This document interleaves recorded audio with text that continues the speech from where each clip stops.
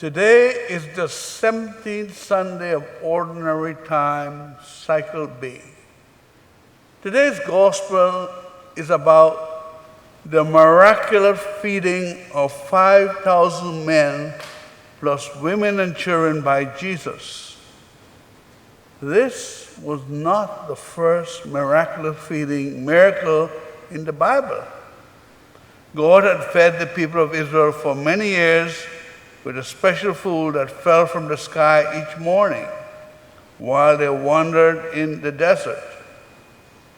God sustained Elijah, the widow of Zarephath, and her son for an entire year with a small jar of flour and a jug of oil which never became empty.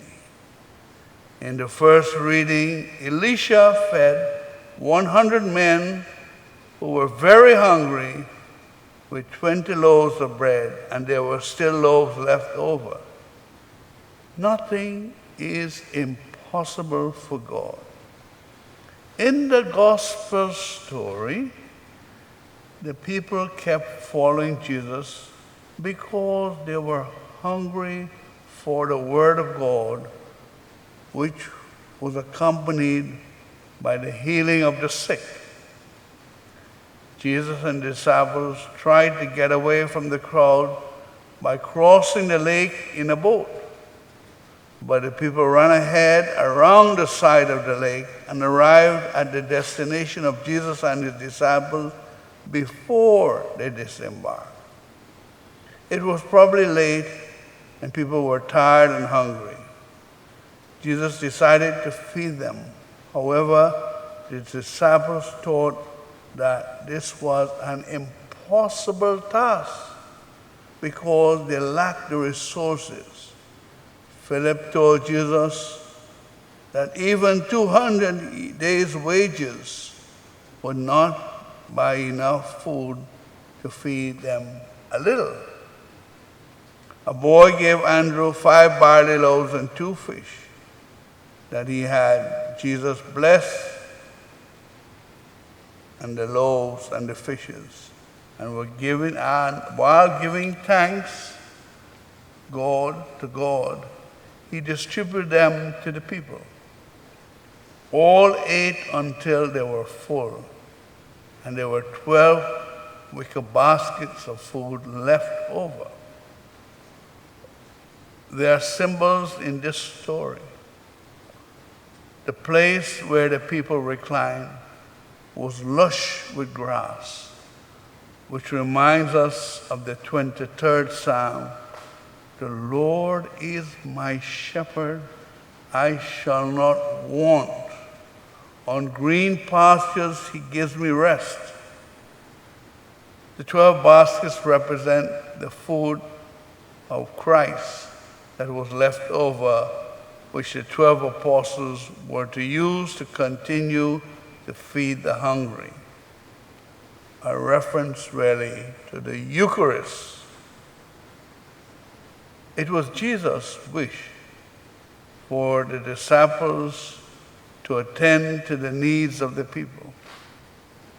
As disciples, we too have to follow the wishes of Jesus and help the needy spiritually and physically.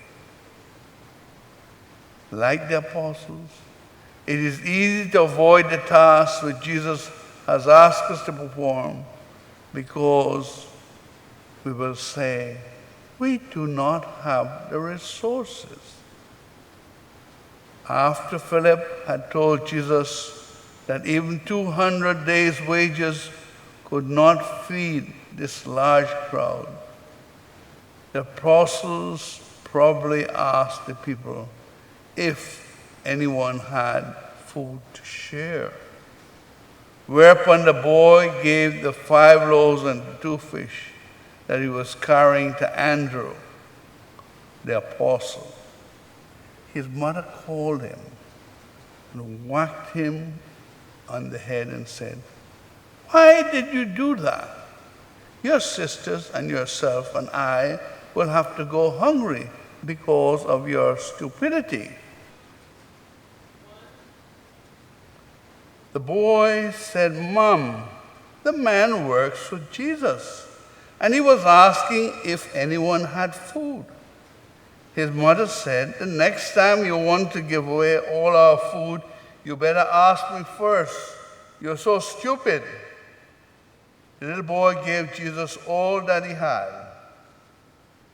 Do we have the heart of that little boy, or are we overly concerned about our own security, welfare, that we unknowingly become selfish?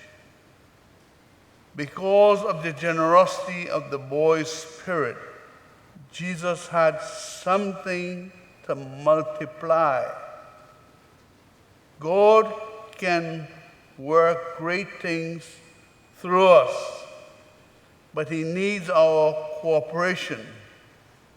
What percentages of our time, our talent, or money do we place at his disposal so that he can multiply them?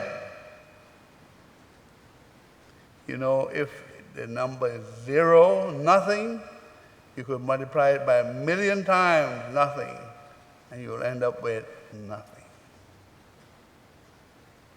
There was once a little nun who decided to leave the comfort of teaching at a boarding school for girls of rich families run by the Sisters of Loretto